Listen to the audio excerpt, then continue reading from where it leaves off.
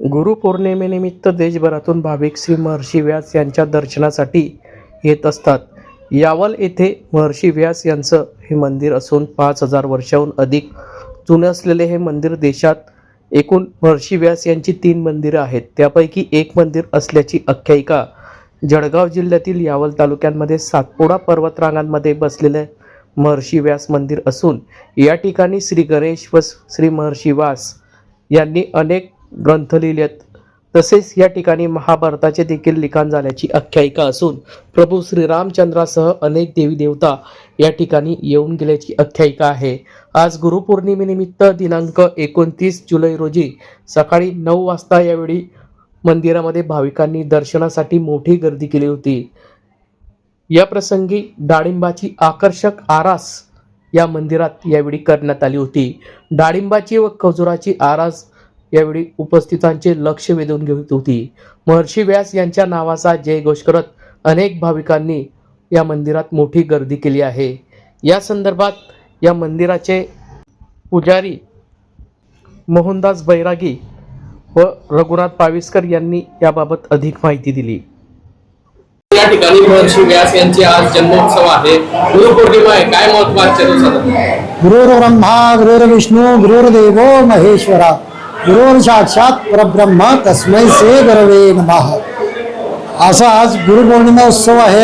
या गुरुपौर्णिमेचा म्हणजे वेदव्यासांचा जन्मदिवस आहे। गुरुविना ज्ञान नाही असं जगामध्ये म्हटलेलं गेलेलं आहे। यासाठी यांना गुरु बनवण्यासाठी बरेचसे भक्तगण इथे येतात आणि वेदव्यास त्यांची इच्छा पूर्ण करतात। सर्व जे भाविक असतात त्यांच्या मनोकामना इथं पूर्ण केल्या जातात आणि जे भाविक श्रद्धेने आणि स्मरणाने करतात त्यांना ते गुरु मानले गेलेले आहे, म्हणून त्यांना ते गुरुचे स्थान दिलेले गेले। महाभारतातील काही आख्यायिका देखील लिहिल्या गेल्या आहे का? हो, इथं म्हणजे वेदव्यासांचं वास्तव्य आहे।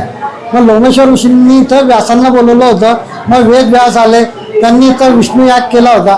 विष्णू याग केल्यानंतर इथं महाभारत, 18 ग्रंथ, 21 पुराण, 4 वेद याची इथं त्यांनी निर्मिती केली होती। मग त्यांनी स्वतः गणेशजीला बोलवलं होतं। गणेशजीला बोलवल्यानंतर गणेशजीची वाट होती की माझं लेखणी काम बंद व्हायला पाहिजे, सतत चालू असायला पाहिजे।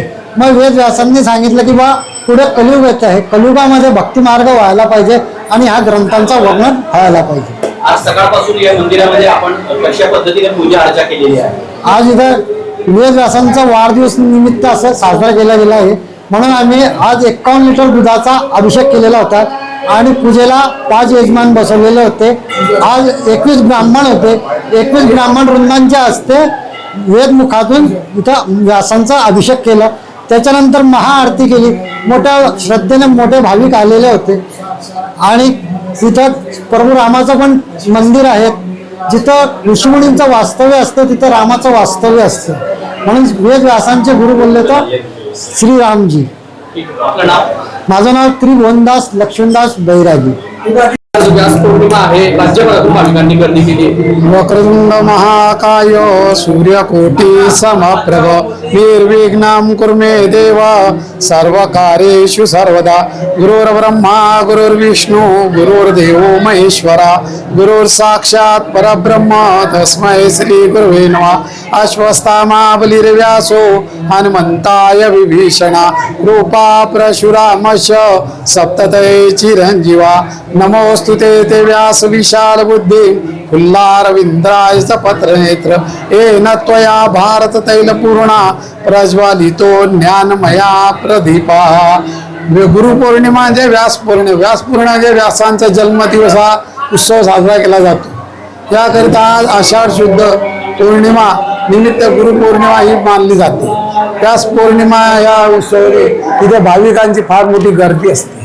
इथे डाळिंबाच्या 1 क्विंटलाचा हे केलेला असाल आणि खारिकाचा पण हे केलेला आहे। अशी गुरुपौर्णिमा भाविकांच्या गर्दीमुळे आज साजरा केला जातो। गुरुपौर्णिमा उत्सव साजरा केला जातो। आपलं नाव? रघुनाथ देवीदास 22।